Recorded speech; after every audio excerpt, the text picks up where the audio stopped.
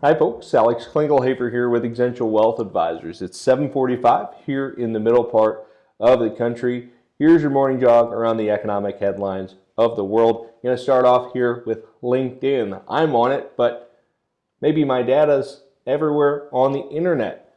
Allegedly, we have a cache of 700 million user profiles for sale on Raid Forum. That's sort of a dark web data selling site.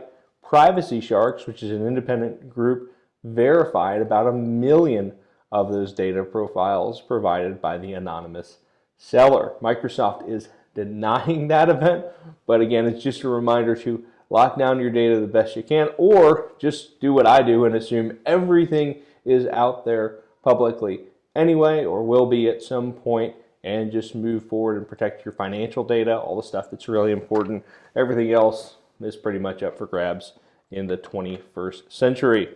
Private payrolls, big beat here this morning. ADP coming in at just shy of 700,000 new jobs added here in June. Analysts were looking for about 550,000. That means the unemployment rate here, once we get jobs data on Friday, is looking to be about 5.5%, down about 0.2% from last month. Big hiring in hospitality, but also big hiring in construction. Got like 40,000 new jobs in construction, another 20,000 in manufacturing. It is a broad-based economic recovery.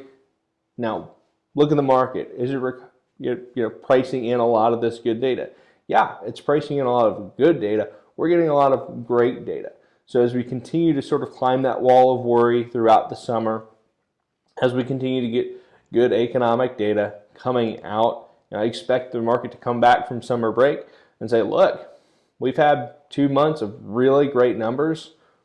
What are we still baking in bad assumptions about the Delta variant of coronavirus, about global economic still being a little bit slow? I'll show you another story here. Look at Germany. Germany has tremendously declining unemployment. They're about 5.5%. Remember, Europe is about 2.5 months behind the U.S. in terms of the vaccination rate. Germany has employment that's very similar to the U.S. And they're, again, 2 months behind in terms of vaccination rates. So, when we're really looking at the rest of the world, the U.S. is not the only place with pent-up demand. It's not the only place to invest. It's why we think most markets are worth owning at almost all times, because as we see, U.S. consumers and German consumers aren't that different. We continue to see growth throughout the rest of the world. One last meme stock to a nice Wednesday. Bed Bath & Beyond earnings came in at about 5 cents, a little bit shy of analysts' expectations of 8 cents. Now, Bed Bath & Beyond, actually not a bad turnaround story. They have the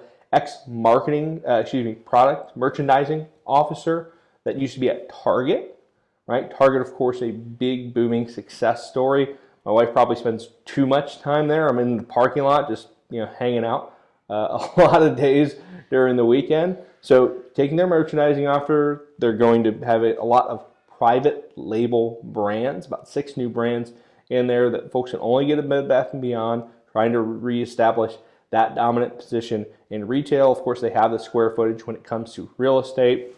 May not be a bad look on a go-forward basis. I know it's been sort of pumped up from the depths. The market cap is still way too high, right? But it is a nice turnaround business story over the long term.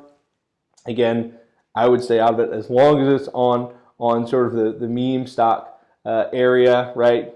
If you're into that, right, proceed with caution. We're never going to recommend jumping into one of these manias. We just don't think it's the right message long term, and we just we don't know what's going to happen if a stock can move 20-30% in one day on no news because of Reddit posts. It's just not a war we want to fight. We want to stay away from those battleground stocks. In general, of course, we've owned Tesla from way back when. It's still holding. It's been a long-term holding. It's on our select list.